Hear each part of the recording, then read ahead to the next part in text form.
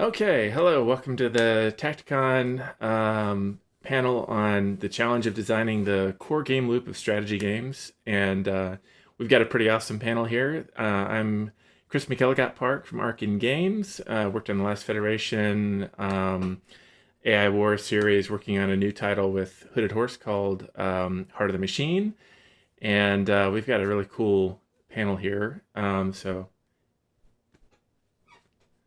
Yeah, so hi, I'm Jussi Autio, and I work at the Resistance Games. We're currently making a Great House of Calderia kind of dynasty builder where your family members are your tools where you interact with the world. And previously we made Company of Crime, kind of XCOM-ish, except that it's with the melee combats.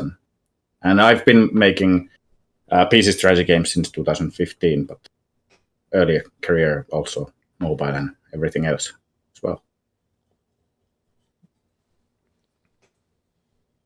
I'm Soren Johnson. I was the designer of Civilization 3 and Civilization 4, and I founded Mohawk Games about 10 years ago, where I'm the design director, and so far we've released Off-World Trading Company and Old World. Yeah, and I'm William Dice. I'm game director at the moment at Amplitude Studios on a new project. I joined about 7 years ago. I've worked on Endless Legend, Endless Space 2, and of course Humankind, where I took over as lead designer. Nice. So we've got a pretty nice cross-sampling, I feel like, of people who've worked on 4X and grand strategy titles that a lot of the big hitters of the last couple of decades, as well as a lot of things that have also gone off the beaten track and have tried radically different game loops, like Off-World Trading Company. Let's not have any combat. Let's make it all like economics and that sort of thing. And I may be the odd one out. And well, maybe not, because since Jussie's also worked on some mobile stuff. I mean, we've worked on non-strategy titles, and you know, the way that everybody else in the game industry builds their games is a little bit different from the way that we do it. And when we're doing 4X or grand strategy, even tactics games are different, where you can build like a vertical slice, this core game loop that's this small thing, and it's fun by itself. It's fun out of context. It's really easy to demo at a convention. I don't know how many of you guys have had trouble demoing something. Yeah, right? Conventions are hard. Having demoed stuff that was not a strategy game or not a 4X at a convention, it's much easier. So I'm interested in hearing how everybody's been solving these problems and what you think about the problems. It's a fun problem, but it's still a problem. I mean, I'll jump in. The solution I've taken since Civ4 and Off-World and Old World is to start the game as a multiplayer game from the very beginning. All of those games we played multiplayer just exclusively for at least the first year of development, and like that's useful for a lot of reasons, right? You obviously don't need an AI, but also as soon as you're facing another player, people will really invest themselves in a game a lot more than they will with like a prototype where stuff is wonky and it's maybe really easy to beat the game and all that stuff. So it creates a little bit more of a technical challenge on the front end, but I'd also say that it saves you a huge amount of headache on the back end if you've ever done a project that started out as single player and like, oh, we'll add multiplayer later, right? Like that's that was my experience with Civ 3, right? And that was why I determined never to do that again. And also I'd say that often the multiplayer game often tends to be kind of a subset of the final package, right? In like an off-world, for example, like there's the skirmish mode, but we didn't even think about like the campaign mode until like the last half of the project. In old world, we even have this kind of really odd. It seems kind of vestigial, but it's because it was the inner core of the product. We have this no character mode, right? Like the first thing people usually talk about with old world is like, oh, it's got all of these characters and dynasties and families and events and stuff, but there's actually there's a switch you can do to like turn all of that off, and that was because that was the version of the game we were playing for the first year or so, and it was the closest we could get to this kind of idea of like, hey, can we try to get to the fun not 2 years from now, but 3 months, 6 months from now, right? Yeah, I think I have an answer which may be perhaps less impressive, but we've built each game based on the game that came before it, and we've really chosen our battles each time. So if you look at the faction, sort of minor faction integration system in Endless Legend, in a way that was a way of prototyping the culture shifting that we had in Humankind. And by the same token, the tactical battles in Endless Legend we took and iterated on. So it might seem like a bit of a cop-out, but really choosing your battles, and sort of choosing where you want to iterate, because we have all, to a certain extent, lifted mechanics and lifted systems from previous games. And that allows you to a certain extent to say, well, I know that this will work. And that will give you enough faith to build something forward a little bit to the point where you go, well, I can do units moving around a map, right, and fighting each other, and I know that I can make that work. But what's the new spin we can add on top of that? Which game first, if I could jump in there in terms of like did you know, I know you guys kind of wanted to do like a history game eventually, but did you know you wanted to do the culture switching during Endless Legend, or was it more like, hey, we have this thing that we could extend in this way, so it's kind of like petting the cat in the right direction, that type of thing? Oh, this was Roman's. So Roman and Matthew, who are the two founders, and they met on a Civ 4 forum. Yeah, big Civ fans, and they wanted to do a 4X at Ubisoft. Yeah. And Ubisoft went, nah, no one's ever going to buy 4X games. That's 90s stuff, So they created this company, and you start with something in space because modeling spheres is pretty easy. The art requirements are lower. You're able to do something fairly simple. But each step of the way, the various systems were essentially being sandboxed. So you can think of everything that Amplitude made as prototypes on the way towards Humankind. I'm sure in a sense Humankind is the prototype for Humankind 2 in a way. Right. But yeah, Roman had definitely had this master plan from the beginning. Sure. Believe it or not. Yeah, kind of bizarre. For being inside the Civ series for a long time, I'm aware that Civ 5 was really the first Civ where I would say the publisher was actually fully behind it. They actually believed that like Really? 4X games. But yeah, I mean our publisher sold Civ 4 out from under us, right? Like originally it was Atari, and they got sold to Take-Two, right? And if they really believed in Civ 4, they wouldn't have done that. And Civ 2 sort of infamously had no marketing support. Infamously, well, whatever the term is. Like Sid and Brian love to tell the story that Microprose was a full believer in their Top Gun game, and that's where they put all the marketing resources. And they thought Civ 2 was just kind of a whatever, just a waste of time. So yeah. Yeah, interesting. But yeah, going back to Chris's original question, that often you're required to have a vertical slice, but in more or less mechanically driven genres, that could be 20% of the game, but in grand strategy, that would mean 80% of the game is done when you have a vertical slice. So at the Resistance Games, and me personally, I've been lucky enough that the publishers have bought the vision. Of course, it means that the design needs to be very far. Target audience need to be considered, which comparative analysis to the market leader or the one that we are closest to, so that the last 3 games that I've got to make have been signed without any prototype at all. Sure, at Resistance Games we sell also other games that have prototypes, but then they haven't been signed so far, which is a pity. But indeed, Calderia and Company of Crime both during the Resistance Games, we didn't have a single line of code. So, but it requires a lot of the pre-production material to be there, and also the marketing materials as well.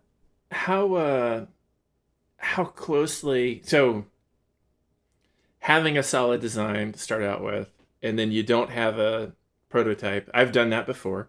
I'm doing that now. But we're building our thing. It's constantly getting harder and harder to do that again. Like I think that the current ones that we are trying to push would be as good as the ones that we've made, but it's difficult to get far in discussions without a proper demo. So. Right. Yeah. So inevitably, every time that I've done that sort of thing, and until this last project, I've always been self-funded, so I've never had anybody but myself to really worry about it. I haven't had to deal with the publisher of...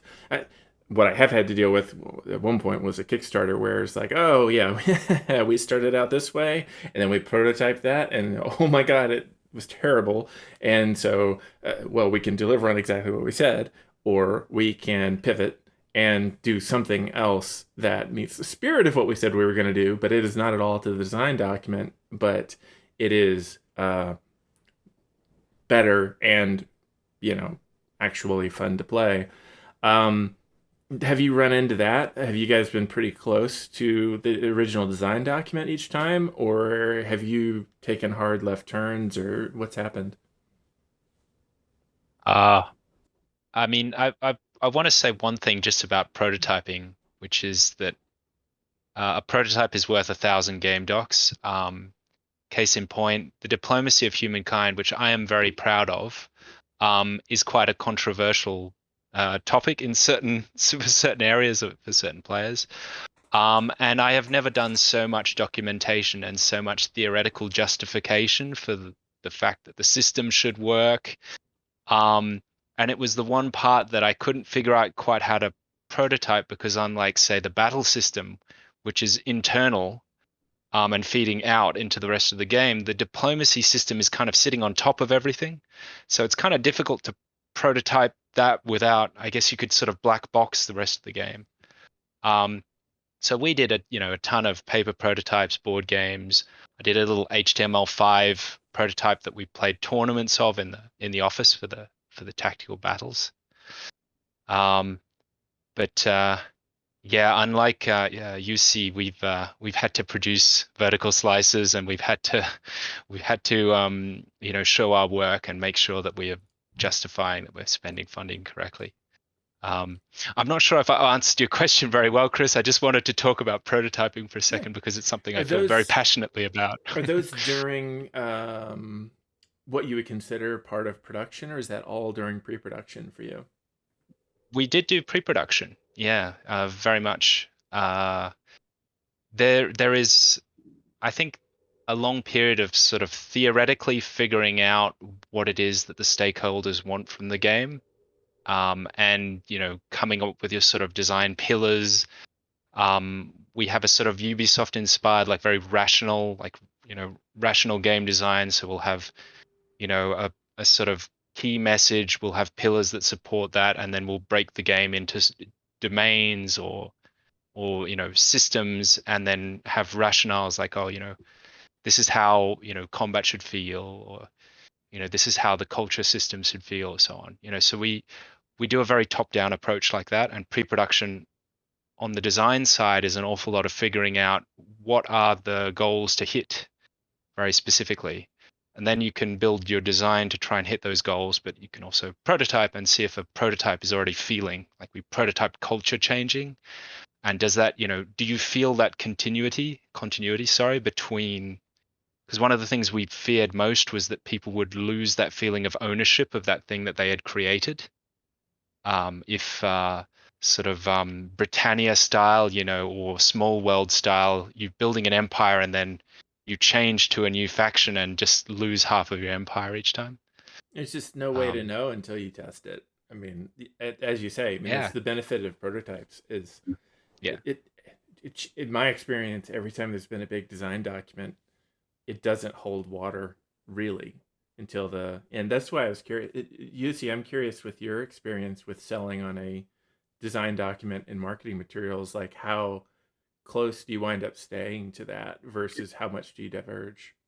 It of course varies. Like I think Calderia has changed quite a bit, mostly on certain parts of the game. It has changed. Sure, of course. Then along the way, things get more clear, but the fundamentals I think always remain, and they should remain the same if you know what pillars, you're doing. The goals and the pillars, like how do you support, Yeah, exactly. And that's why I think that the comparative analysis is very good, both internally, that our team understands that what are we going to do, as well as communicating that outside to whoever is interested. But we actually have a philosophy that whenever we create a new concept, we don't jump into making a demo straight away. Because if no publisher or financier is interested in talking, sure, 99% of the time you need a demo. But if no one is even going to continue talking without a demo, then it's a sign that no, this concept isn't good enough. Then let's make a demo of something else instead. So we have 4 different concepts that we're selling and slowly building demos on each of those. But then it's just a lucky coincidence that indeed, sure, those demos, I'm sure that they have convinced the publishers that, yeah, we can do stuff, but then they loved more of some other concept instead. Makes sense. Soren, you've had a big advantage of, well, I don't know if it's an advantage, maybe it's a hindrance, I don't know, you tell me, but you've been around since Civ 3, right in the thick of things. Is this set of genres, it's not even one genre, several genres all spun out from some of the work you and Sid Meier and so forth were doing back then. Has that let you kind of build upwards from, I mean, because a lot of times I figure you kind of know what works, and I mean, that's the sense that we all get, right? We kind of know what works. We're like, oh yeah, I've done that before. When I do this, that, and the other, then this works okay. What if I twisted it here? But there's been like, various stumbles, like with Civ 5, for instance, they didn't have religion at launch and everybody lost their minds about that. And it's like, really? I mean, like, that's a cool subsystem, but like, you're going to lose it over that. I mean, that was a contentious game regardless. But then you have stuff like, well, I mean, both the combat in The Last Federation and also the combat in like Endless Legend both have people who love them and people who are like, ooh, this is like a whole other small game inside this thing. I don't know if I want this in my, like, did you drift too far from what you're doing? And, and there was no combat in Off-World Trading Company. I feel like maybe that closed some doors for people. And all of those things are like really valid choices. I think, but I'm just curious how, for you, coming from so far back in a good way, do you feel like you have a pretty good sense at each moment where you're headed? Yeah, I mean, it's definitely an advantage to have had this type of experience with 4X games. I mean, I think that if anything, the hindrance, I think it's kind of hard for me to like start to move outside of it because I like the tracks in my brain are very deep for these type of games. Having said that, it still took maybe 5 or 10 years after Civ 4 came out, where I felt like I had enough reasons or enough good ideas to kind of like make another 4X game, because they're such big, undertakings. But yeah, there's absolutely no, like, I'm really happy with Old World, and there is really no way that I could have created a project like that without having, the experience in the genre. Because even things that I thought were good ideas in Civ 4, after over time, like, I either came to think that they were maybe weren't necessarily good ideas, or I saw that there were, other ways, like some sort of alternatives, like they have these downsides. Most game design decisions are, kind of a series of trade-offs, and it kind of is a question of like what kind of decision you want to give the player, what kind of like what type of player are you kind of opening your game up for. And I'm kind of aware that Civ 4 targets one type of player, and Old World kind of targets a different one, right? I'm curious about the order system in Old World, just to bring it be kind of a topical, like a timely thing, just because that's something that, I mean, I think several of us here on the panel before the panel have commented that was like one of the first things that caught our eye. There's been, I feel like the vast majority of players really love that. And then there's this subset that are like, oh, certain things happen, they're a little bit weird. Same as like the unit stacking debate. There's certain things that can be weird or not weird depending on how you handle that. Oh, pathfinding's weird if you don't unit stack. Oh, pathfinding is, or if you do armies, or all different things. So that was a big leap from anything that we've really seen before. I thought about similar ideas back in 2009, and then went, no, I'm not going to try that. That's too many bridges. How did you? The implementation you've got is great. It still doesn't please everybody, because nothing ever does. But was that something that required a lot of revision, or did it leap fully formed out of your head? How did that work out? Yeah, I mean, when I said I took a long time to get to the point where I felt like I wanted to make another 4X game, like the order system was really the initial impetus, before, I really even thought about characters, or even that the game was going to be about classical antiquity. It was just this very simple idea of like, oh, what if we slapped some sort of action point system onto Civ? What would that mean? Like, what would that, and, it wasn't it kind of like, probably had this one day where like all the implications just kind of spooled out ahead of me in my brain, and I was like, okay, this sounds really interesting, right? Like you'd really have to choose between infrastructure and military. We always talk about that, but it is not necessarily always actually the case, right?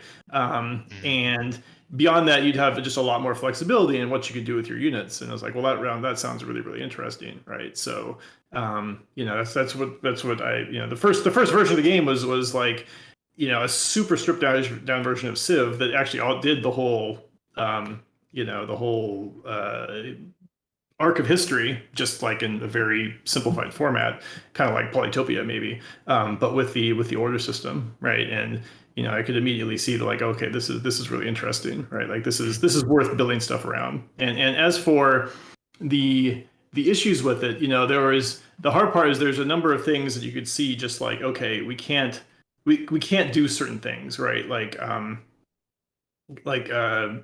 counter damage is a good example. That traditionally in Civ combat, right, like you attack and the attacker might die, right? Because it's kind of like a comparison of the two units. So there's kind of like this idea that there's this mini battle going on, and that doesn't really work very well with an order system, because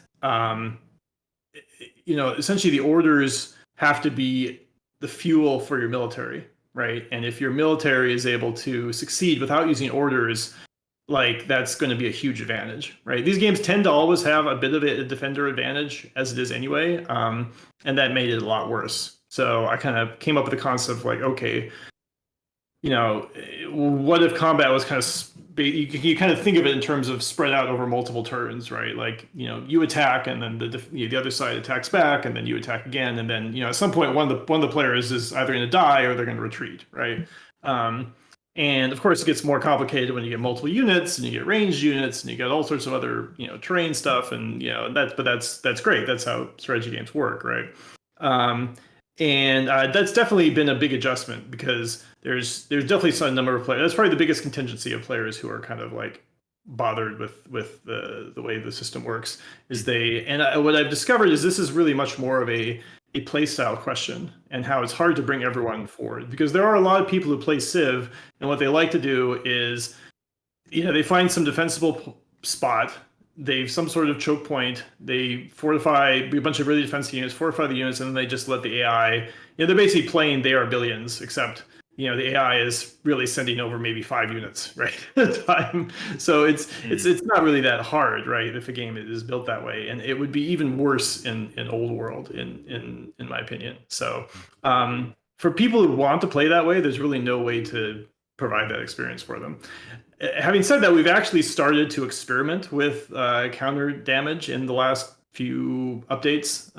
Like now, a tactician general, that's what their ability is. They do counter damage, and also units that are fully fortified do counter damage. That takes like 5 turns, and you have to spend 5 orders to do it. And basically, like every time a unit does the counter damage, they lose a little bit of fortification, so they have to spend another order. So it's kind of almost like your pre-investing orders, right? If that makes sense. And it's a sign of like how long it takes to kind of like think through these issues, right? Because this is, we started Old World maybe in 2016, and right, like 6 years later, I'm like, well, maybe we can find a way to make it work a little bit where it doesn't mess up with the whole system. For me, in Old World, the order system works the best in managing the micromanagement. That it doesn't like in most 4X, the end game is a huge chore that you have to do a lot of stuff. But then with the order system, you can minimize that. So was that one of the design goals with the coming up with the order system? Yeah, absolutely. And early, I was actually a little even more extreme with that. The team had to kind of resist me in that, where I was like, okay, your orders are just going to be flat, basically, right? Like you're gonna have 10 orders, and it might go up just a tiny bit over the course of the game, but you're gonna have a bunch of units, and that was too extreme. People are like, I got 50 units and I can't use any of them. But yeah, the basic idea is like the player can do this with our units, but the order system is just gonna go up like that. So which is maybe a William topic. I'm itching to talk about the kind of the whole Chris Crawford, action feedback, and if you have 500 units and 30 cities, the action feedback loop is suddenly immense because you're spending 30 minutes issuing orders to everything. So I'm a huge Solum Infernum fan, and Eclipse has energy systems as well. I've wanted to put this kind of thing in for ages, so thank you so much for doing that, because now I can point to Old World and say that, and people get it. We tried in Humankind, rather than limiting the number of orders you can send, to limit the number of controllable entities, basically through nudging. So like all of the city merging mechanics, and then various things like upkeep on armies, which is a classic, rather than upkeep on units. So like, you're punished for having too many armies. But the issue with soft caps is they're kind of insidious, hidden hard caps, right? Like, if you have upkeep on the number of cities, then there is some kind of threshold somewhere out there that you're not aware of that's hidden in the mathematics. But adding an extra city is not going to be worth the investment anymore. So you might as well have a hard cap, like Crusader Kings caps the number of vassals you can have. So I love these kind of things, but certain players hate them because hard caps, are why are you stopping me from doing the thing that I want to do? It's exactly that, Soren, with the why are you stopping me from playing They Are Billions? It's a tricky one. It really is. Caps in general are really tricky, and I think that like Civ 5 is an interesting title in that sense because it really got behind the idea of players should be able to play the game with like few cities and with a lot of cities, right? Like that's something people talk about a lot, is the wide versus the tall concept. And in my opinion, that's almost, I don't necessarily think that's a good it's not a good way to evaluate your game, because you end up with a lot of systems that are kind of at cross purposes, and it's it is a, Civ is a, like, or 4X games are empire building games, right? And it's you don't want the player to feel like they're punished for succeeding, basically, right? And that's something that's really hard. So, like with the order system, right, it limits what you can do with units, but it has something on the other end, which is like, oh, but I can do a lot with one unit that I can't do before, right? Like when I go back to playing Civ now, I feel like I'm like walking through mud, because I'm like, okay, move this unit once, go around, and like next turn I'll get to move this unit a second time, right? Right. So we have this thing of like, oh, you can have these big big moves all at once, right? And so that kind of like makes up for the fact that you can't move all your units, right? And I also think that both of our games have kind of fully committed to the idea. It looks different, but it's really the same thing. The idea of your territory system and our city site system, right? Like they're the same solution to this kind of problem of how many cities is the player going to cram onto the map, right? And like everyone knows at a high level, like it causes a lot of problems for the game for players to build more cities than are fun to manage, right? It causes mathematical problems. It causes micromanagement problems. It just can, you're allowing the player to kind of ruin the game for themselves, right? And so, like I think that's also like a really important change that both of our games have compared to Civ. I think that the Paradox is doing great stuff with limiting the extra micromanagement, because basically, even in the map painting genre, like one of our followers was referring, most 4X games that you constantly conquer more lands and so forth. In like Europa Universalis, you're still doing same amount of stuff. It's mostly about on the abstraction level, how you handle the society, and then the map itself is just sign of like how much money and military you can upkeep. So it doesn't exponentially increase how much stuff you have to manage in the game. And so far, it's been the only game, at least for me, where staying big and not conquering extra can still feel awesome, because most of the time you need to have the sense of progression. I'm going forward and getting rewards, conquering cities or new tech or whatnot. But in Europa Universalis, just staying big when there is rebellions and enemies attacking, that feels awesome. So, and I think it has a lot to do with the fact that it doesn't become a chore, that you don't have extra stuff constantly to manage. So all of that really gets towards the mature player experience. Somebody's been playing for a while, and they're however many turns in, they've built up a lot. We're well into the meta, and they're being pulled along by the extrinsic rewards of my thing gets bigger, I have the satisfaction or whatever. My wife loves playing these sort of games, but she winds up playing the start of like Civ 6 in particular over and over and over again with a bunch of different things, because the turns are snappier, the whole William, as you would say, like the feedback loop. I make a choice and then I see my choice executed.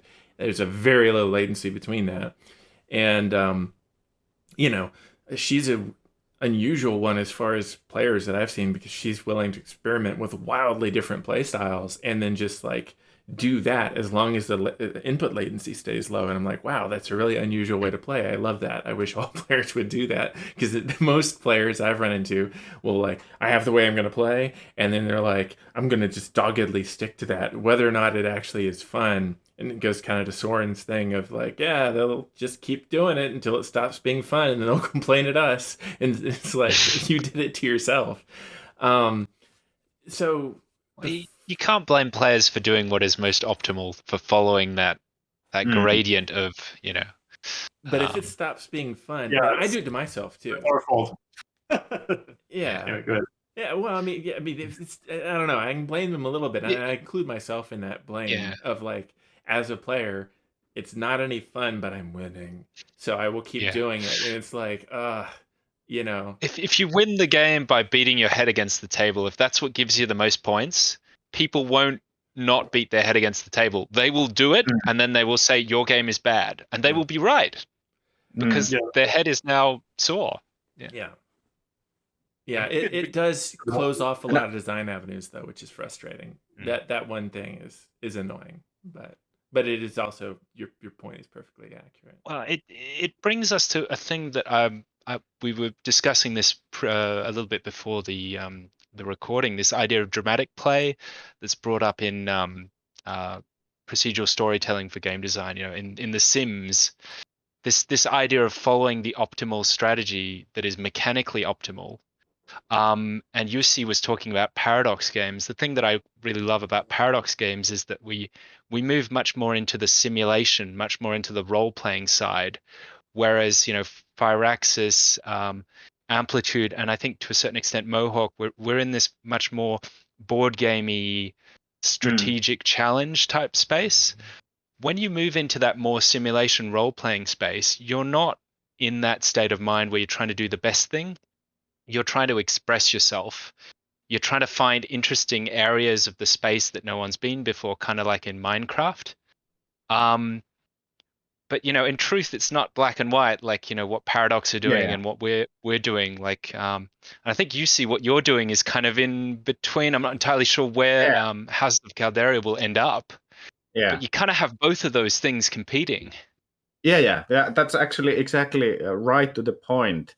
That like my heart is definitely in the turn-based games. Like even though Calderia is a real-time game, but we wanted to limit that it won't increase. The end game and early game should have the same amount of stuff to do. That's why we limit that you only control one fiefdom. You can have vassals a lot, but you get more resources, you get progression because you rise in the ranks, but only one fiefdom, and thus we can make that a bit more complex than in most games. But the other thing that in the email I was kind of referring is that the Old World has brilliant event system, same as what we are trying to do. Crusader Kings as well. But then we would want the relationship to be a bit more personal. Like now in Old World, your alter ego, you get to know that person really well. But then there is so many characters, and mostly you assign them to somewhere, but you're very limited when you're in contact with them. So we are trying to do that. Actually, how you play the game is that you always send your family members. So it's always like they are your tools. So then it would get more up and personal, that their skills always matter, because how likely it is that we are going to trade, it depends on my family member. And if we're going to have a marriage, that's going to depend on the skills and relations between certain characters. And that's how alliances are born and so forth. So I mean, Old World is really a 4X that uses characters as a spice, right, to change the dish. But like, if you're making a game where what you really want it to be is about the stories and the characters and all that stuff, like you would change that. You would do something like what you're suggesting. So like, I can see like how that's a good avenue. Yeah. But don't get me wrong. I loved Old World exactly what you did with it. It created the extra spice that I've wanted for 4X genre so long. Actually, since your Civ 4, which I still think is the best Civ of all time, that having something like that in Civ 4 would have been brilliant. Yeah. Well, it's weird. I'm not sure what.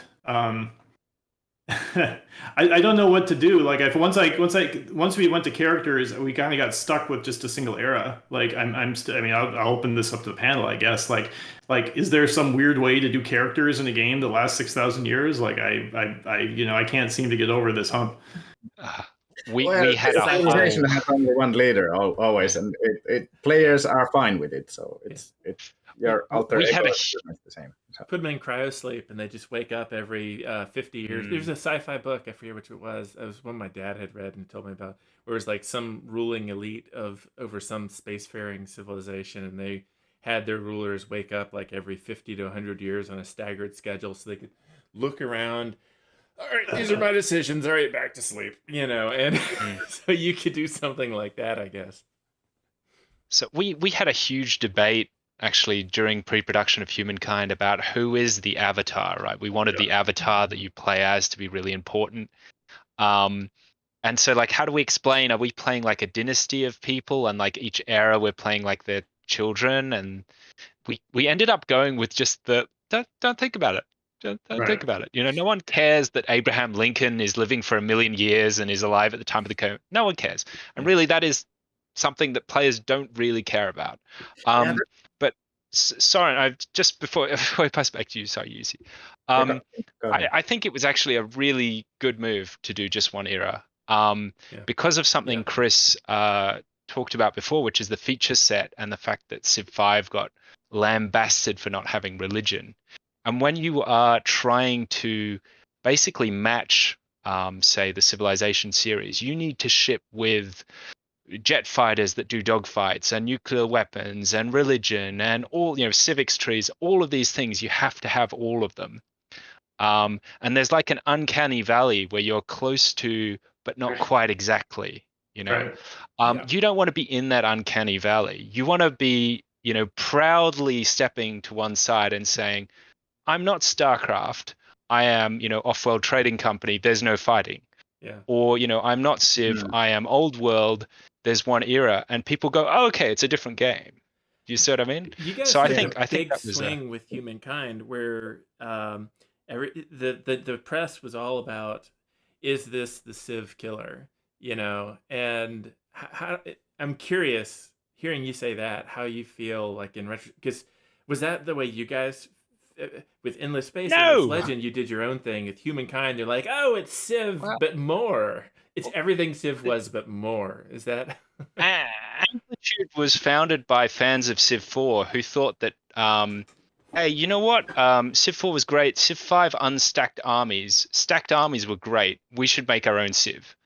And then it kind of escalated, So in a way, we're approaching this as fans of Civ and going, hey, we're going to make something that's a little bit different, a different spin on it. I think the press kind of took hold of that idea that we were trying to kill Civ, but nah. And the trouble is that it creates this kind of Xbox versus PlayStation type, tribalism, which isn't useful to anyone, In the expectations, because it's like you must have, as you said, the dog. I think somehow it feels like the you must have dogfights is a pulled from personal experience, maybe. But sorry, I cut off UC. I'm feeling bad. No worries. It was very interesting point in any case. But as I was about to say, is that the identity issues that I was writing in the email before the panel, that where do we identify with? And I think in 4X's, I really never care about who I am. Like, sure, it's the bonuses and so forth, but I'm the Aztecs or I'm the Chinese. And the identification should be that how is my culture different instead of that how is my character. Like, sure, now I'm making Calderia where indeed my character matters, but in overarching thing, more about how my society is different from the other. I think that field is quite underexplored, and that's why I think that the Civ 4 was the best, because then the social, what were they called? The civics, you could have like laws, slavery and emancipation and so forth. So that shows that there is differences between these nations, and it would have been so right to have the old world style events that, hey, I'm still using slavery, but you have emancipation. Then the diplomatic changes happens that the Amistad slave ship comes to your shore, and then you have to decide to send them back. Relations bonus, but if you do, you have unhappiness on your land, and that would be discussing then for the player that how is our society is different. Yeah, if there was something I wish I could add to Civ 4, it would be something along that line, right? Where like an event system, it's not necessarily about characters, but it'd be about diplomacy, right? Like it'd be very tied into the current game state and yeah, things like your religion and your Yeah. civics, or whatever. Like all that stuff is handled kind of in the modifiers in the background, which works, but it's not very compelling from a storytelling point of view. Yeah. We do actually bind in humankind the events to what we call the civics, so things like slavery and nuclear disarmament and so on. But the one thing we don't have UC, which I think is a great idea, and it's actually one of the things that I want to push for our future titles, is sort of multiplayer events. So a lot of these games, Crusader Kings, Humankind, etc., we have kind of what are called storylets, often in procedural storytelling. It's like a Mad Lib style. Blank comes to your castle because blank, and then the generator fills that in, right? But what we don't do, and what you're suggesting, and I think you're absolutely right, is to have two empires as the blanks. So, the generator will, fill slavery empire and fill empire with emancipation and create an event that links those together. Because as you say, too often you're playing solitaire and the other empires are just vaguely creating problems on the frontier, but you're not really interacting with them. And which is what we really wanted to do with diplomacy in Humankind. And as Thorin said, even in Humankind, you can see the differences on tooltips or on certain views, but they don't come onto your face. So, if the player is playing solitaire, it doesn't go check what's the status, then they don't know that but we actually have not so good relation with these guys. So if there was kind of these bumps up storylets events or whatever you call them, then that would also highlight and would give the player a chance to influence that which one is it better that the unhappiness rises or that relations get better or vice versa. So a lot of this gets very cerebral because you have to understand, you have to envision what's happening as a player. Some of the stuff, like what do I identify with when I'm playing Civ 4? I identify with this section of the map and that city that I put down, and I remember what happened there, and there was notable events, and I beat off some barbarians that were threatening it, and this place is memorable to me. The units, I don't even remember what Civ I'm playing as. It doesn't matter. I remember the map visually, vividly. All of our games wind up pushing these cerebral elements the further and further you get into a game. And in some respects, they create the context, the why did my map change in this particular way. Really, Old World's one of the ones where you have the visuals of, this family member, they look a certain way, they said a certain thing. I remember sending off so-and-so to college, and then they died of sickness and so forth. It has a visual component that makes me remember, kind of like the map stuff. And that's one of the nice things about like the Endless series and Humankind with the way the armies are, because their tactical battles are represented and they're visual. So I have stronger memories of what happened in those tactical battles than I would with a lot of other titles. How, you're trying to find the core game loop, trying to get new players in. Do you guys wind up... I have wound up oftentimes designing the cerebral side of things. Okay, somebody knows how to play. Here's how we're going to do this. This is going to be really fun. They're going to be imagining X, Y, Z, blah, blah, blah is going to happen. But then you have to onboard people to that to get them to the point where they can hold those concepts in their mind. And it's got to be fun before that. It's got to be fun during that period of onboarding. It's got to be fun before they've onboarded it. I believe this will be fun when I have a concept of, civics. How have you guys gone about designing that sort of thing? Because it's been massively challenging for me, and I suspect most anybody who's been anywhere adjacent to this area. I would say for that, there's a great talk by Mark Rosewater, one of the Magic the Gathering great designers, he talks about don't mix up interesting and fun. And the example he gives is a card that says, oh, this is a mechanic which lets you discard your cards and you get an advantage for discarding cards. But people don't want to discard their cards. They want to play with their cards. And I try to keep that in mind. The cerebral player playing Street Fighter can understand what's going on and that there's this whole strategy and that you're sort of luring the opponent into doing something. But when you're a new player, you're just tapping on the button. And thank goodness that it's not all just like geometric shapes and hitboxes, but there's actually fireballs and characters being knocked over. So again, a bit of a cop-out, but that juiciness, like the world life in Humankind, the fact that you can chase elephants around with your mouse, the fact that moving an army around the map feels really cool, the fact that you can zoom in and you can hear birdsong when you're next to a forest or something like that. The really nice illustration, like what we try and do to solve that problem is to make it a really nice place to be while you are confused. So you can say, well, I have no idea what the heck is going on, but I've got all this beautiful art and I'm discovering wizard stones and, and probably my people want a church around about now, And if the things that seem kind of intuitively like, oh, probably a mill would work, yeah. I don't have to understand what food is, but probably people got to eat, right? It's not all abstract shapes and symbols. There is some kind of hook that evokes things that we know. But I think it's worth really turning your brain off occasionally and just looking at this as a naive player and saying, if I don't understand any of these, like if I don't understand what orders are in Old World, I see my village and my city and I go, oh, well, quarry sounds like a logical thing that a Roman civilization would need in order to, build more colosseums.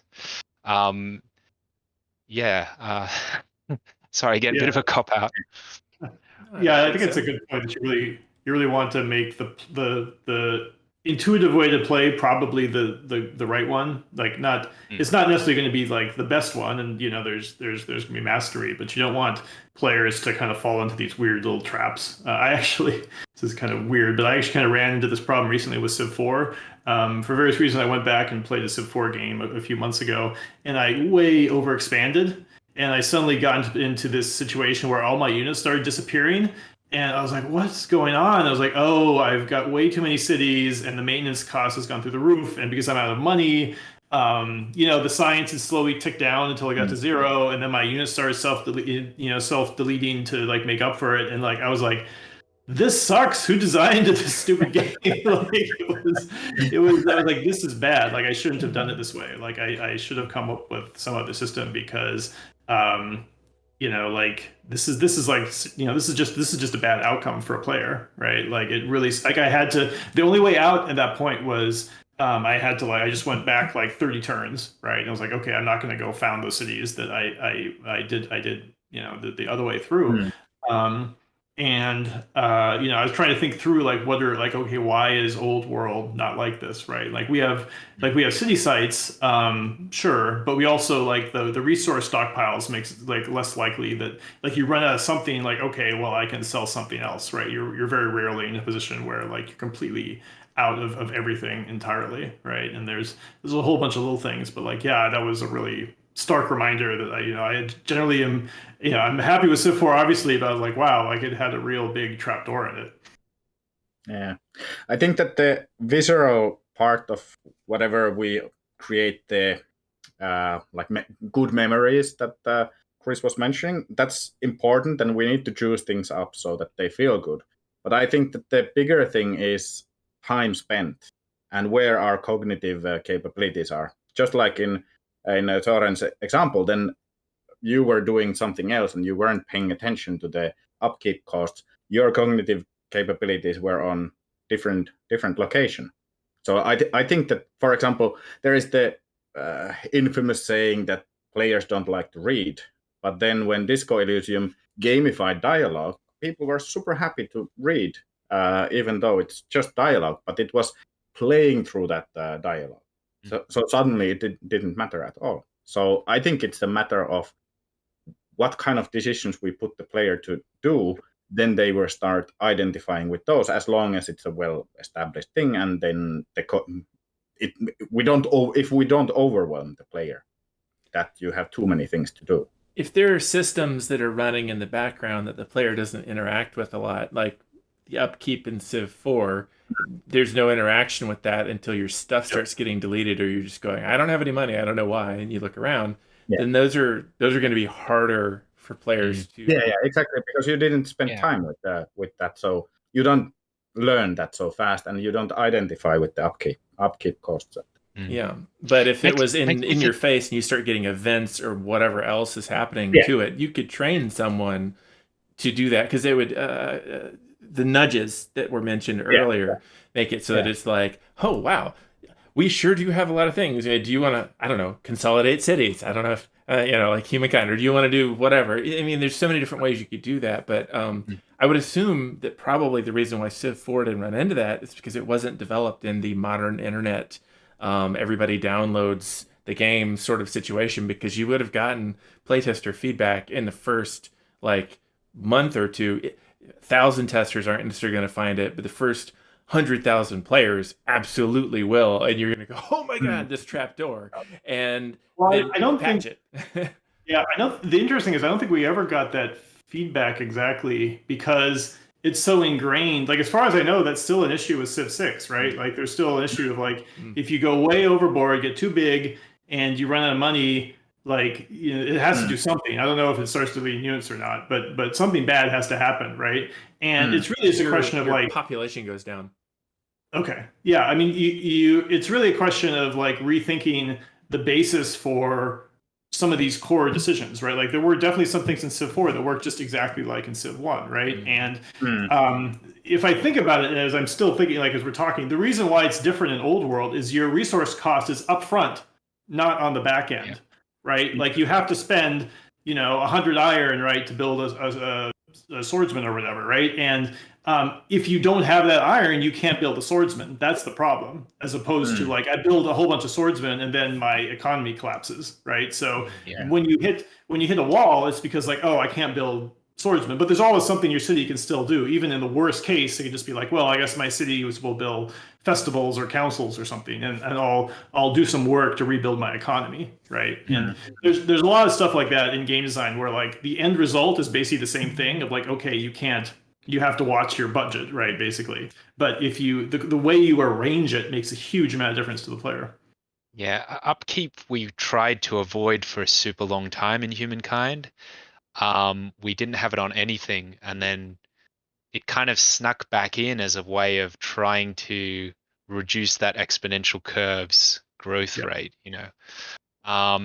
So yeah, I mean, it reminds me of this book, Thinking in Systems by Donnella Summers, where she talks about fisheries and the fact that it's very counterintuitive, but you can have, based on the amount that you're fishing, either an oscillation in the amount of fish you're producing per year, or a stable production, or the fish production can just plummet and you've wiped out all the fish and it's over. And as humans, we're kind of not very good at understanding like those kind of threshold effects where like upkeep is not a problem at all so long as you're producing more money than you're spending on upkeep. You just notice that, oh, my bank account isn't filling up as quickly as I thought it might. But if suddenly you're spending more on upkeep than you are producing money, well, suddenly your bank account is emptied, and then suddenly all these problems occur, and it's like a sudden flip, And as you're saying, Juicy, like as a player, most of the time you don't need to be thinking about upkeep. It's not a problem, and then it suddenly becomes a problem. And you might not have even known that mechanic exists because you've not needed to know that it exists for tens of hours of gameplay because you've never not had enough money to cover your upkeep. But I think we could almost have like an hour's discussion on upkeep versus upfront costs and, just good stuff. Yeah. But that's a very good point. I was just last weekend playing after a long time at Europe Universalis and checked that I have over 600 hours on it, and I still don't know how the state upkeep cost works. But Yeah. it's enough that okay, some tech or some actions reduce that, and I don't know like how the math goes, or is that the big deal or not? But I can operate with it well enough that, Yeah. even though it's a bit fuzzy still after 600 hours, which is weird. That's That's probably interesting. actually a good, I would say that's probably a good avenue for discussion, actually, a question of transparency. Because what really freaks me out, I mean, I enjoy the Paradox games, but generally speaking, what freaks me out about them is they're just black boxes everywhere. I have no idea how combat works in Crusader Kings, right? It's just, Yeah. there's stuff you can do that's good that makes things work, makes you more successful, but like how that actually works, I have no idea, right? Mhm. And Civ is kind of like tries to be on the kind of the other side of the spectrum, whereas like okay, theoretically you could sort of explain how the game works. Yeah. And I feel like I have the same exact reaction to a lot of the Paradox titles. I still manage to enjoy them despite that. I will say, and this is showing. I don't know, just as I'm getting older. I don't know, but I almost played Old World the same way, because I saw all these modifiers on the terrain and so forth for combat, and I was like, I ain't got time to learn all that. I don't know. So I treated it as if it was a black box. Like with Civ 4 or even like Civ 6 was kind of simplified in some ways. It felt like I knew what was going on mathematically. With Old World, I was like, I'm here for the story and I'm here because, I'm going to feel my way around with this. I kind of generally know, but it's a black box to me. And I almost kind of wanted to be able to turn off some of the like multipliers and stuff because I'm like, I don't need to know that there's archers or whatever that get a benefit from there. And I suddenly had this flash of insight and I was like, oh, I got a lot of people telling me that there was too much non-actionable information in the tooltips for Skyward Collapse, which I had developed in 2013. And I was like, what do you mean? I'm just showing you how all this stuff works. And there was a certain amount of like, well, we don't want to know how the sausage is made, that people felt like, well, how are you going to play if you don't know how the sausage is made? And I think that some players fall on one end or the other, and it was weird for me to. I usually am on the like, I'm gonna know everything there is to know about sausage making, And with Old World, I hit this kind of point where I was just like, you know what, I don't care. I'm having fun as it is, and this is ancillary information to me. I'm already engaged. What do I care about standing on a hill or not? Like, I'm just gonna play. I'm not trying to be like the top difficulty one. Like, I don't care. I'm enjoying myself, so I'm just gonna not look at that. And that was a first for me to run into that with a game where I'm like, oh, I'm engaged. There's sausage making info, but I don't care. Usually it's I wonder like, what allowed that to happen. I mean, I don't think that's bad at all, right? I think yeah, like if that gets you in the flow state, that's great. yeah. But I wonder if kind of the two things that allowed that to happen were that we have deterministic combat and we have an undo system. Oh, So that is part of you it. The don't undo you system. don't yeah. So you don't necessarily need to understand combat if you're just like you just mouse around and it's like, okay, I'm gonna do 4 damage here, I'm gonna do 8 damage here. And if let's say somehow it kind of like goes awry and you're like, oh well that was weird, you can just undo and do something else, right? Those are very, very, very good points because there was never a point where I was unsure what was about to happen. Yeah, I always knew what was about to happen, and then that makes a big difference. And, I think and no at the amount of same time, tooltips are worth an undo. Yeah, yeah. at the same time, the old world tooltips and lots of the big informations there, I think it's critical in many ways that even if you don't intimately understand what each does, you need to know that okay, this choice leads to this, and this is the effect it has on this part of the game, some effect. So actually, have to give praises because Mhm. old world tooltips is something we've looked at when developing Calderia quite a lot. So Sure. Yeah, I think most games should move towards it, right? Obviously, Yeah. it's just, but go ahead. Tooltips on Who tooltips here has is something played different. Yeah. Yeah, nested tooltips are the best thing in the world. I love them in Old World. Has everyone here played Crusader Kings 3? Yeah. Because I think that's a great example of Crusader Kings 2. I bounced off it. I'm ashamed to say, I really tried.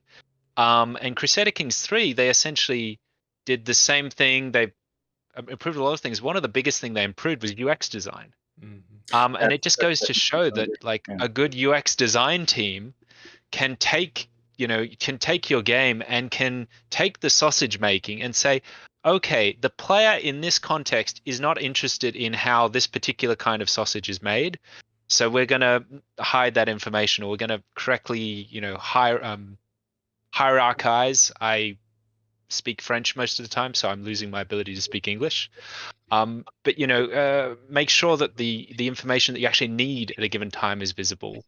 In Crusader Kings, when you are running out of money due to upkeep, or you have too many cities, you know about it. If you're at war, you know about it. In Crusader Kings 3, that is, because Crusader Kings 2, once again, I am far too dumb.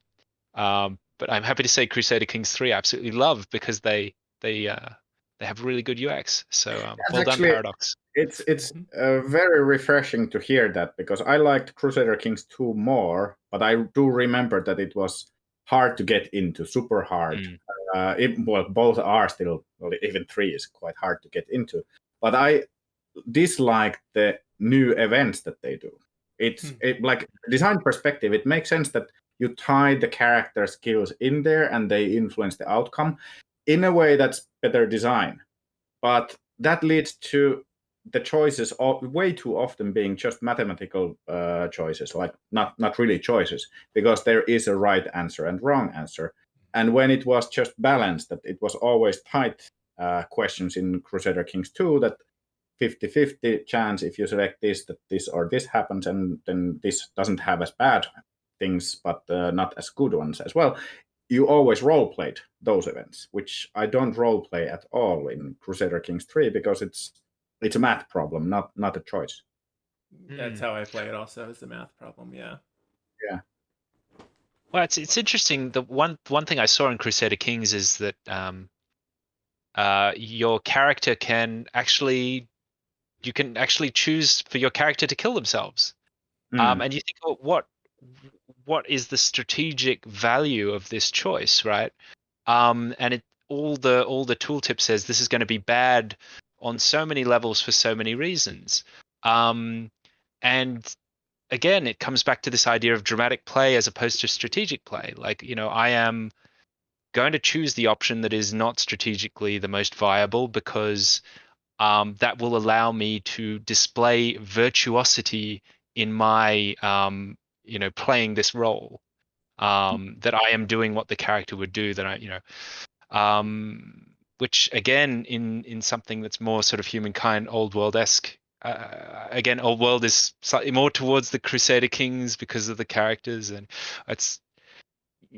everything is on that kind of shades of grey between the strategic and the dramatic. But yeah, it's interesting that you say that, UC, because not only are the games different, but the players are different, and different players will engage differently with the same systems, and you need to make systems that will make everyone happy. So you're effectively designing a different game for the new player and the experienced player, and you're designing a different game for the narrative focused player and the strategy focused player. It's a real 4D chess type. Somebody always gets left behind. I mean, Yeah. Crusader Kings 3 brought in myself and William, and left behind UC. I mean, that's just the way that it goes. And it's like, anything, the more novel it is, the more people are going to be left behind, but then hopefully the more new people jump on. I mean, overall, I do think that most of the decisions they made on Crusader Kings 3 are for the better, but they did strip the role-playing elements by connecting the players, the character skills onto the events. Then that was, I'd argue that is, like, I would reverse that. Sure, they have the stress mechanics that now if personality type something, then it increases stress. That is bringing tiny bit of the role playing back, but overall, sure, the approachability is so much better in Crusader. So I'd like to understand a little bit better. So you're saying like the main problem is that it dropped, everything's deterministic in CK3?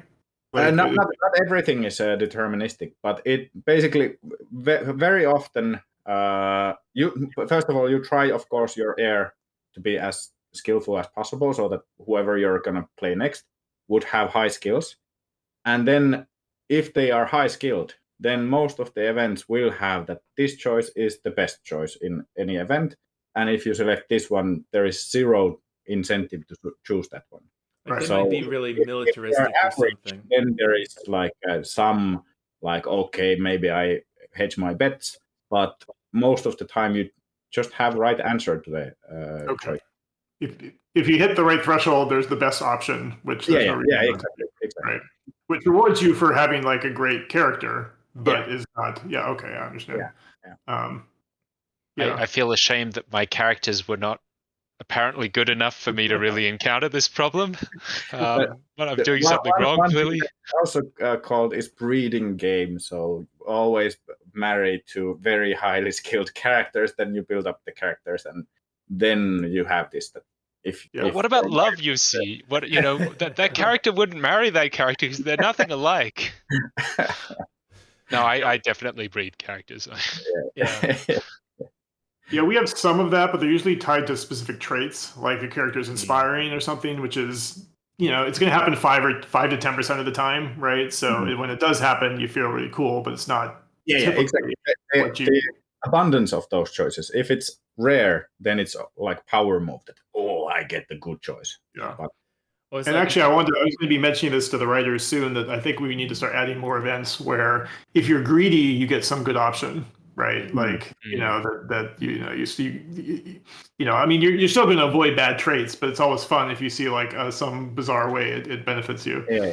Well, I wonder if who's played Vampire the Bloodlines the Masquerade. When you have like the normal non-VIP dialogue options in the tree, and then because you've got like a super high intimidation stat, you have like the super VIP exclusive intimidation option. And I would put it to you, UC, isn't there a certain pleasure to seeing all the options that the plebs get and being like, oh no, I have the Malkavian, so I can say the really weird thing, or I have super high seduction, so I can choose the seduction option and like get in, pass all the queues and go straight into the VIP section. There's a pleasure in having an obvious answer and knowing that only you get to have that best answer because you've bred your characters for many generations and have made super mensches. I mean, if it's something that you feel like you've earned, then definitely. But if it constantly just gives you that, it doesn't make sense that I would never choose anything but this. I only always choose this. Then it starts breaking down the illusion. And the frequency. If it's 1 in 10, you feel awesome. Yeah. I mean, the Fallout games have done this forever, and a lot of other like Dungeons and Dragons based ones have like, you have a skill check of some sort, whatever particular attribute it is. You have enough strength, you have enough intimidation, you have enough whatever. Then this is open to you if you. And sometimes seeing like 2 or 3 of those being open, that's awesome. And Soren, I think one of the problems it's in Crusader Kings 3 sometimes that UC was talking about is like, there's like, if you're really good at military, here's your option. If you're really good at blah, blah, blah, here's your option. And then there's like the other option if you aren't really great at those. If you're like really lie down and groan. Yeah. And so it's just kind of like, I guess I'm choosing the one that matches me. And it makes me every time. Yeah, it makes me think a little bit of. Have any of you guys played Tales of the Arabian Nights, the board game? No, I haven't. I know it, but I haven't played it. It's a great game. I mean, it's been in and out of print over the years, but like it's really worth. Our event system is heavily influenced. It comes with a thick book with like 2,500 events, and it has this kind of very complicated system for how you get the events. So the person who's not playing will read the event to the person whose turn it is, right? And like it has this thing where you're often like, okay, well, here's the situation. This ghoul has abducted you and blah blah blah blah blah. Do you have wit and charm or the robe of many colors? And you're like, well, I don't. So then they tell you what happens. But of course, at that point, it's very seductive. You're like, well, geez, what if I had wit and charm, right? Like what what would have happened? And you don't get to unlike usually in these games, right? It'll actually show you the option. But here it's just like if you don't find out what happens, right? It really expands in your mind like what's possible in the game. Yeah, I have to say, since you're mentioning board games, I you were talking about transparency before. I've got to say, I absolutely loved the talk on board game transparency you gave a while back. Yeah. I refer to that quite regularly. Excellent talk. Cool. Yeah. Thanks. A side note also that I also like to do paper prototypes for the video games as well. That to nail down some of their designs way before it's being implemented. So. I have something to put forward in response to the criticism of Crusader Kings 3, which a very good friend of mine is now working on. Maxence Volo, if you're listening, hi. So can't we say that the game is played out at that point? As in, like, I remember I got to a certain point in my game of Crusader Kings 3 where I was saying, you know what, I've kind of won this. I should There's no start victory again. state. Yeah. Yeah, and if you've gotten to the point where all of your events are there is no interesting choice in there. I suppose these kind of games, because they're so open-ended, they put a lot of almost game design responsibility on the player's shoulders. Like, as a player, you have to be able to say, hey, I've kind of finished this game. I should either start again or wait for the next DLC to introduce new kind of new elements to shake things up. But I've gotten to a point where I've kind of figured this out. What troubles me is that players will sometimes get to that point after 300 hours and then write a negative Steam review and say, after 300 hours of playing, I have figured out that this game is not as complicated as it initially seemed. And you go, well, yeah, you congratulations, you played it for 300 hours. You've figured out the game. Well done. Yeah. In my criticism of Crusader Kings 3 is purely from a just a thought process. Like, I don't actually mean it in a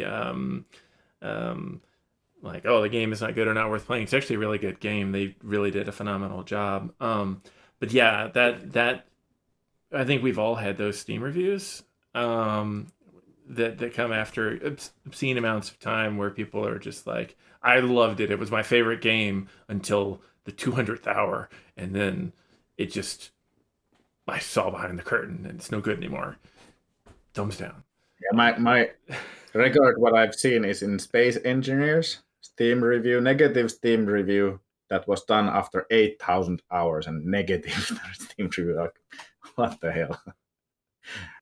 Luckily, that's not my game, but I would be so furious of receiving negative review after 8,000 hours. Well, I suppose one could argue that the responsibility is on the developer also to say to the player through the system at some point, hey, I think you've kind of figured this out. And that's kind of what people criticize in a lot of these 4Xs and grand strategy games, is that you get to a state in the game where you've kind of won, and yet the game forces you to like go and kill every single last vestige of every other civilization before you actually get a win state, and potentially one of the ways of solving this problem that we're trying to solve by, as in old world, limiting the number of city sites or using upkeep or limiting the number of orders or all of these things, they're trying to keep, Chris, you were talking about the early game and that really tight action feedback cycle, loop. Maybe it's just the problem, the way of solving this problem is the game getting better at telling you have won, stop playing. It's hard to detect, but yeah. I feel like it's hard to detect. Yeah. One of you mentioned in the thread ahead of the game beforehand that 4X games are really like investment games, right? But that's just, there's this obvious problem when you get to the end of a game when there's no reason to invest anymore, right? Like, so if that's a core part of the game loop, right, then that has just suddenly disappeared, which is why the interest falls away as well. Yeah. You don't need to be stronger and stronger forever. There's no dragon to slay. There's no big bad. Which is why I'm quite interested in things like the Sorcerer King and as well, Last Federation, where you have this menace that is arriving at the end of the game that is an unstoppable force, and you need to be nearly infinitely strong in order to do something about this problem. I believe in Battle Brothers. There are kind of orc or undead invasions that can show up at the end of the game. So these kind of end game, Frostpunk, another great example. The storm that comes at the end of the game. I think they're a really good way of creating a climactic end to games which traditionally you have that exponential curve, and at some point you're just smooth sailing. I feel like Yeah, actually, that's a very good point. That the games that go out with a bang, like colonization in the 4X genre, those are the ones that at least I play more often to the end. But I'm usually the one that if I'm leading humankind or Civ game, then I restart. That it doesn't pose when I realize I'm not gonna win, then that's the point I'm gonna restart a new game. But the games that have like a big bang ending, then those somehow manage to keep the interest up. I had an AI programmer who said something really fascinating to me about that. He says, "Oh, players are always saying, 'Oh, I'm the one winning. I'm trouncing the AI.' But the AI doesn't have the ability to rewind time when things go wrong and do things differently. But players can. So the player will inevitably, in a single player game versus the AI, be the front runner because they have that ability to load saves, which is a superpower. Or in Old World's case too, the AI can't undo its choices. Can it? I've never seen it do that. Yeah, I mean, I should say that's something we really internalized for Old World. This idea that like these are not symmetrical games because the player is in control, right? And so that's why we have like the ambition victory, which does not apply to the AI at all. It's a human only narrative based victory, right? And it's just a way for the human to kind of draw their own end line to the game, right? Like they're choosing their own goals as the game progresses, and once they achieve those goals because they've set them, then they've defined what is a success for them, right? And the ambitions get harder, of course, as you go along. So it's still difficult, but you're not trying to aim for this arbitrary thing that the AI is competing for as well, and so on. I mean, I do think that anytime you have a game where suddenly you get alerted that the AI won and you weren't even paying attention to it, like that's a major failure. So yeah, I mean, it's the AI should be slowing you down, but like the finish line should be there at the right time for the player, I think which is easier said than when you look at certain games that are not strategy games, like just to pick a popular one from recently, like Elden Ring, right? Okay, it's super duper hard, right? It's a FromSoft game. It's really difficult to win. That's true, but you also cannot lose that game. There's a game over state, and then you immediately are right back, and you just go again. And there's that superpower again of given enough determination and time, if you want to get good in playing that game, victory is 1000% assured. Like you will win Elden Ring if you keep playing it long enough and you build up the muscle memory and the whatever. There is no way that it swings and it's like, congratulations, you've lost forever, goodbye. Like that doesn't happen in a Mario game, in Elden Ring, in a Zelda adventure, in a whatever. You'll eventually figure out the whatever is blocking you if you feel like it, or get at the skill level or whatever. And strategy games are different because there's so much that's about like avatar power instead of like just personally what we know. So you can actually lose a strategy game, which is different from most other games as well. Of like, oh yeah, by the way, the Civ you never talked to just won the tech victory. Congratulations, try again. And you're like, what? But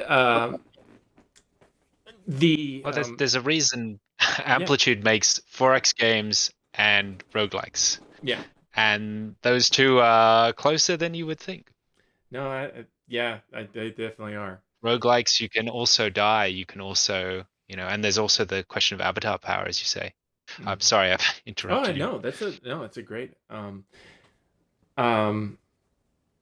point. Yeah, my thought was just simply that well, I've completely lost now. Somebody else go. Sorry, I've sabotaged Chris. No, it's all I'm good. really I sorry. was going on too long anyway. I've wanted to I can ask a question about AI actually. That I'm interested in all of your views on this. I often ask game design candidates, what do you believe the role of AI is in a strategy game? And there are sort of different philosophies. Should the AI be naively pretending to be a human player?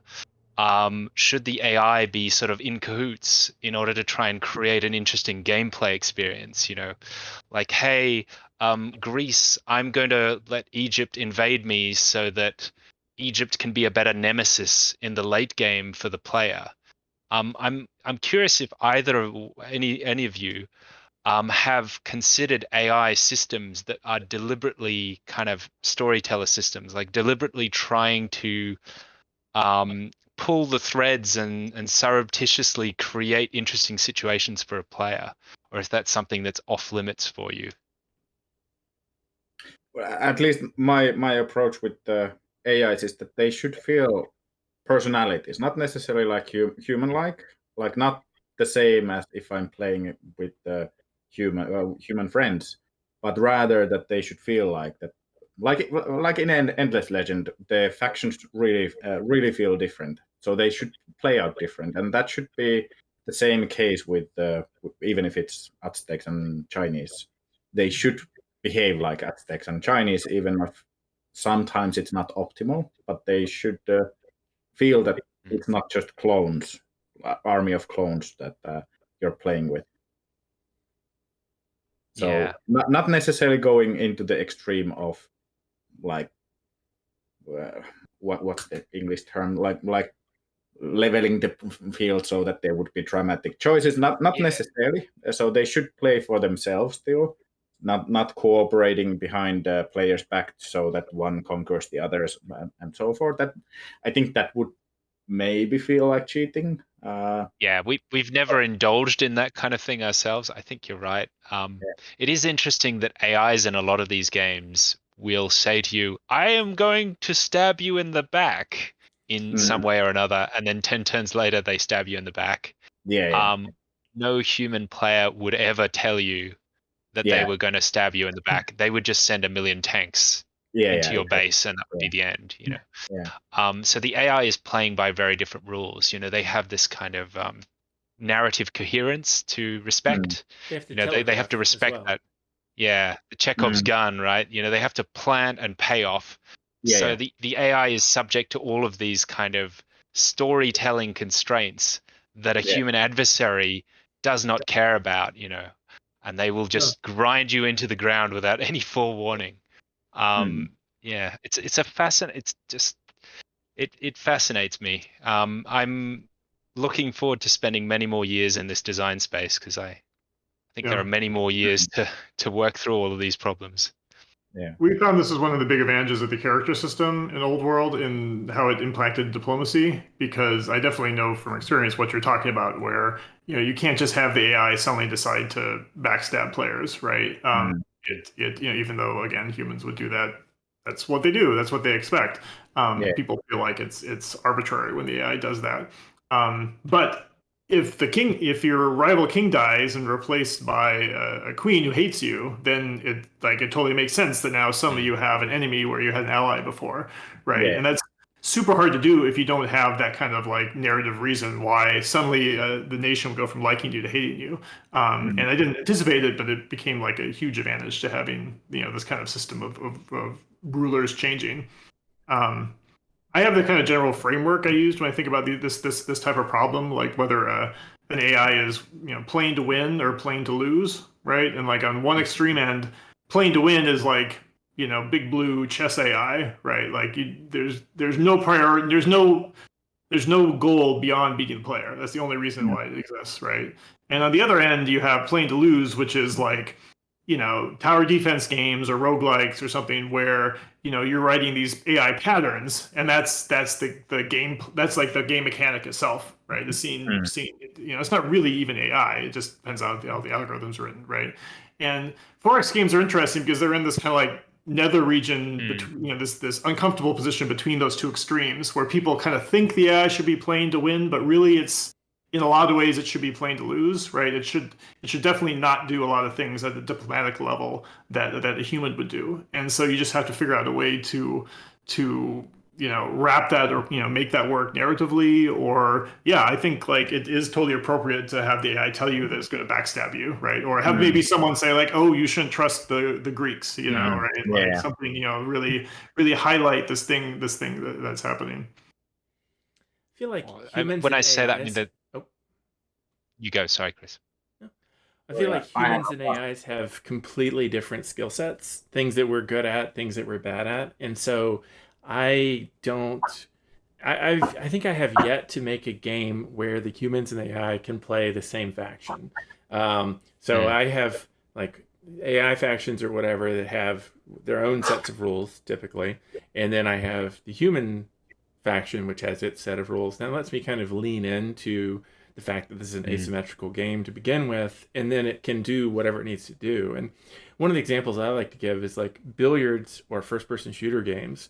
Um, there is no reason that an AI playing to win in billiards can't just.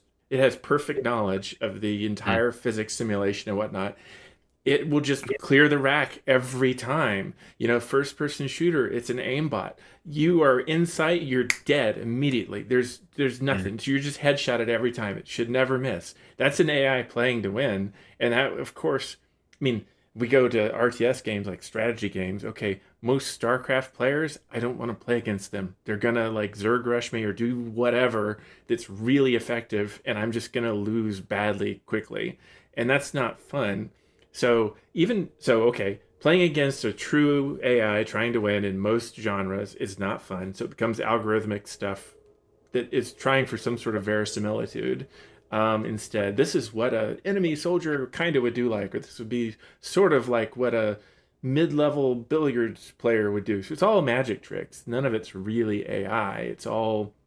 Mm. It's all smoke and mirrors to try for that verisimilitude. And I feel like that's the same thing here. We just have that problem instead of once, like, oh, move around and shoot at me. Oh, I missed. Oh, I gotcha. Like, congratulations. Like that was all, smoke and mirrors thing. We have that problem multiplied out to like 100. Oh, yeah, it's going to try and be sneaky on a diplomatic method, but at the Mm. same time, tell her, I'm being sneaky. Don't spy on me to find out my secret plans. It's all like trying to tell the player without trying, like how Yeah. non-obvious can you be where they understand what's going on without pandering? And I find it's an interesting middle ground. The more I divorce the enemy from what the player's doing, like I don't feel like the enemy players need an internal economy and all this sort of stuff. They should have something.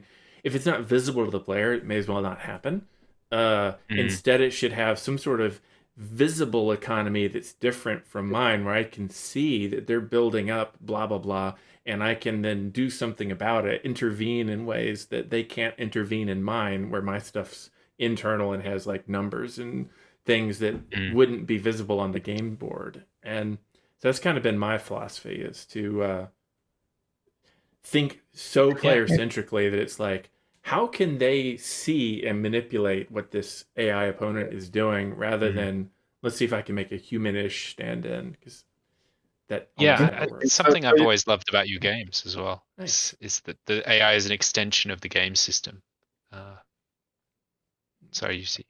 Yeah, I was just about to comment that then uh, you strip away the power fantasy of beating AI with the same rules, but then you of course gain Mm. like a totally The different element. the other power fantasy that you can give though, and what for you absolutely do lose that.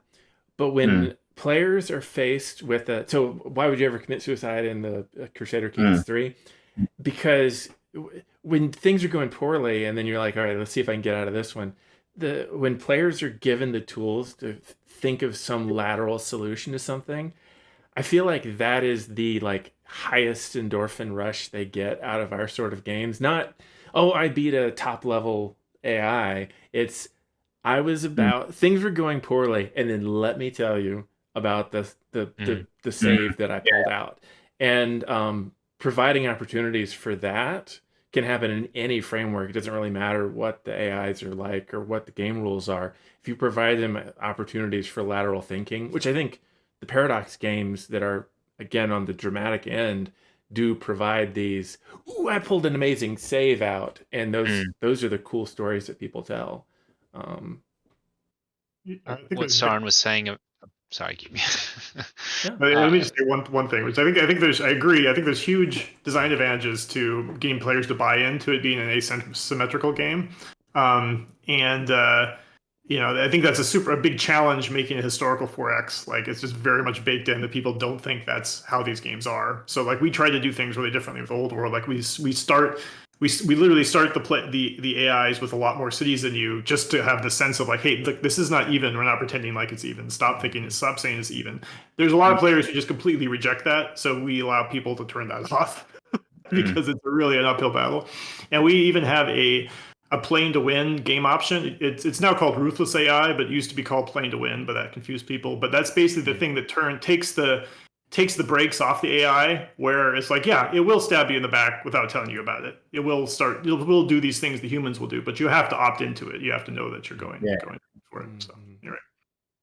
I think that's the uncanny valley thing again of saying, hey, we're going to affirm, no, this AI is asymmetrical,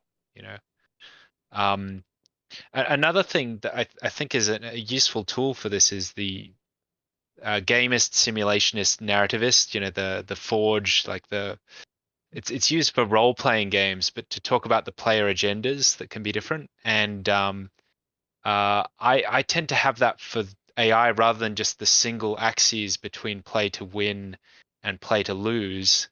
To what extent is this AI a gamist AI, that is to say playing to win at every cost, a ruthless AI as in Old World? To what extent is this AI attempting to engender an interesting story as a result of the player's interaction with the game? And that could be attempting to create the kinds of situations that Chris was talking about, where, ooh, I'm in a sticky situation, or I'm deliberately going to, cause the random generator to make the heir to the throne of my neighboring kingdom hate me in Old World. This is not how it happens in Old World; it just emerges. But one could imagine it. And then the simulationist agenda AI would be, well, I want this AI to behave as it would based on its personality, based on it's the Chinese, so it would do this, or it's the Aztecs, it would do this, as Yusi was talking about. So I found that very useful kind of framework. Definitely agreed. We are at a little over an hour and a half. They asked us to keep it to 90 minutes, but we've had so many interesting topics. So I think if anybody, I think we should probably wrap up and see what final thoughts everybody has on things. I've pretty much said everything that I want to. I want to make sure you see that you have a chance to respond to the latest stuff that's been said. And you have any final stuff? Actually, I was put off by the wasp that it's the time that wasps are getting killed, so I had to kill a wasp. So I zoned out a bit there. I have a phobia for wasps, so last I don't know if you noticed, but I kneeled down when I saw it crawling on the floor. So that's fine that I don't respond to the last topic. But as Best a away summary, from keyboard. Sorry. Best away from keyboard reason ever. The wasp was attacking me. Yeah. But anyways, I think that this panel has been one of my ultimate favorites ever which I've participated. So it's been really good talks and really privileged to have been here and invited here. So great. Yeah, I really Likewise. enjoyed it too. I'm glad we're all able to take part. Definitely. All right. Yeah. We'll transition us on out. Thanks everybody for watching. Yeah. Yeah, thank you. Thanks.